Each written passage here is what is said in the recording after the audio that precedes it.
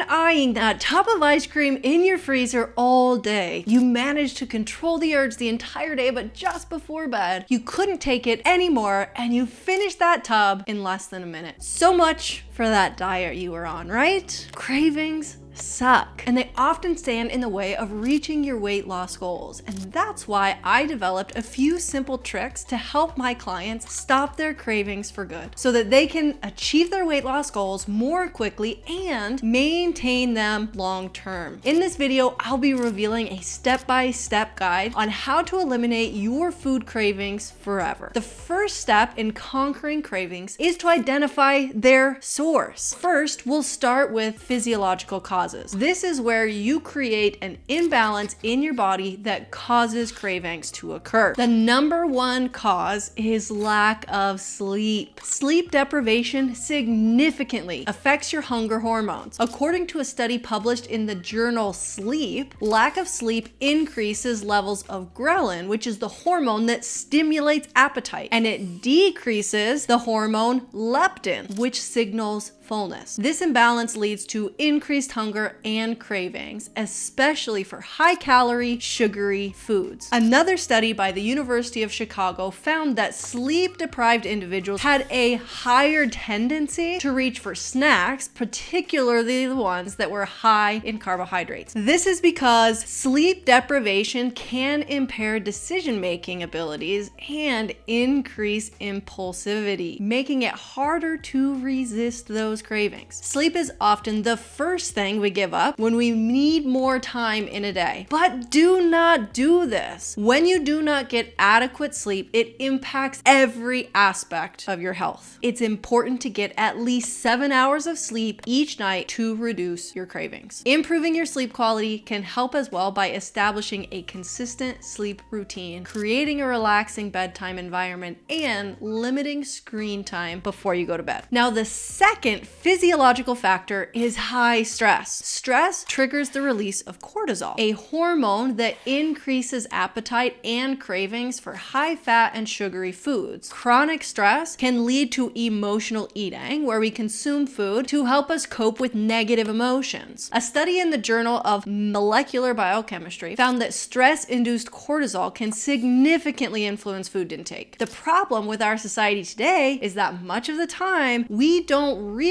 that we are actually chronically stressed because that has become our baseline busy life. One of the biggest things that you can do to start reducing your stress is to evaluate everything you do in a day and start finding things that you can throw out or say no to. Even with stress management practices, you can't overcome chronic stress without actually decreasing your load. But stress management techniques are still incredibly helpful, like meditation, deep breathing, and physical activity. With better sleep and less stress, you'll be shocked at how significantly your cravings change. Now, next is poor diet. Poor nutrition can cause sugar cravings for several different reasons, primarily related to imbalances in the body's nutrient levels and hormones. When your diet lacks sufficient nutrients, particularly complex carbs and protein, your blood sugar levels can fluctuate more dramatically. Low blood sugar can trigger cravings for quick sources of energy, typically sugary foods. These foods provide a rapid increase in blood glucose, temporarily alleviating the symptoms of low energy and mood that come with low blood sugar. Deficiencies in certain nutrients, such as magnesium, chromium, and the B vitamins, can also contribute to sugar cravings. These nutrients play a critical role in the metabolism of glucose and the regulation of blood sugar levels. For instance, magnesium is essential for glucose metabolism, and a deficiency can impair your insulin function, which leads to increased sugar cravings. Now, poor nutrition can also disrupt the balance of bacteria in your gut. Certain bacteria feed on sugar, and an overgrowth of these bacteria can increase your cravings for sugary foods so that it satisfies their needs. This creates a vicious cycle where the more more sugar you consume, the more you crave it. The absolute best way to decrease your sugar cravings within your diet is to increase your protein. Try consuming over 100 grams of protein in a day and see how your cravings change. In addition to protein, you also want to focus on high fiber, nutrient dense foods like your whole grains, your fruits, vegetables, and legumes. Now let's talk about the psychological factors affecting cravings. The first one is emotions. As human beings, we all have emotional needs, but the problem is that these needs often don't get met for us by others, and we don't even know oftentimes how to meet them for ourselves. This results in an emotional void inside of us. Now, because we often don't know how to meet our own emotional needs, we seek out easy ways to temporarily fill the void and to make ourselves feel better. But why do we go to food? When we eat foods that taste good, especially those high in sugar and fat, it triggers the release of dopamine in our brains, which is a chemical associated with pleasure and reward. This creates a feeling of happiness and satisfaction, so it provides some temporary relief. Food is the easiest method to get some relief without immediate or severe consequences like drugs or alcohol. So what can you do to start overcoming this? Check in with yourself every time you have a craving and ask these 4 questions. Number 1, am I hungry? If you're not, then question number 2 is, why am I going to food? Number 3 is, what do I really need right now? If you're not hungry, the need is not food, it's something else. And number 4 is, how can I actually meet that need? You then start to develop a toolbox of things that you can do to meet your emotional needs. This could include calling a friend or a parent, going for a walk, relaxing or taking a short nap, meditation, journaling your feelings, doing a hobby you enjoy, and the list goes on. Food does not actually meet emotional needs. It's a quick fix. So start to develop ways to regulate your emotions without using food. The next psychological factor is ingrained habits. Sometimes we have done the same thing for so long that our brains have developed a very strong habit that is incredibly hard to break. For example, if you consistently eat ice cream every evening while you watch TV, then the minute you sit down to watch TV, your brain will tell you it's time for ice cream without even giving you the time to think about whether or not it's a good idea. When your brain has developed these strong pathways, it takes very consistent effort of replacing it with something else for an extended period of time for your brain to create a new and automatic pathway for a healthier option. Start by identifying the times and situations when you're most likely to crave unhealthy foods. Then create new habits that involve healthier choices. For example, if you always snack while watching TV, try substituting unhealthy snacks with fruits or nuts, or find a different activity to do during that time. Maybe you come home from work and use food as a de-stressor for a hard day. If you're not hungry, try something else. Maybe meditation, call a friend, or even go for a short walk to let off some steam. The final cause for cravings we will cover is complete restriction. Because of the way that our brains work, if you completely restrict yourself from being able to have something, your brain will focus even more on that item and actually increase cravings until it actually gets it. This happens because of the brain's reward system, which involves the neurotransmitter dopamine. When you think about a restricted food, your brain releases dopamine, heightening your focus and desire for that food. Over time, this fixation can intensify your cravings, making it even harder to resist. The more you deny yourself, the more your brain fixates on the item, leading to a cycle of intense longing and potential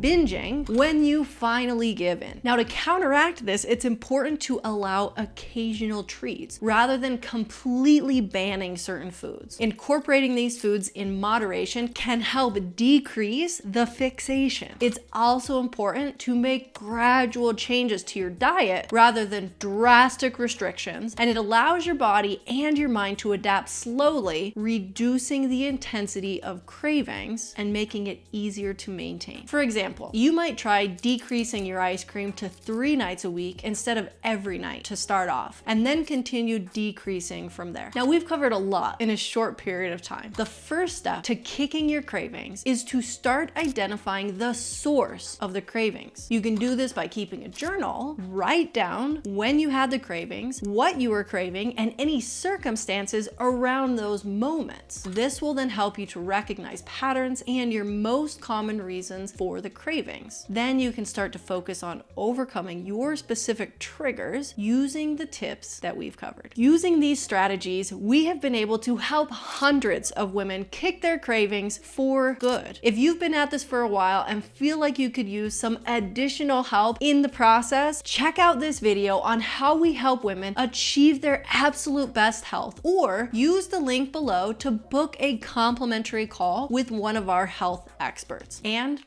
I'll see you in the next one.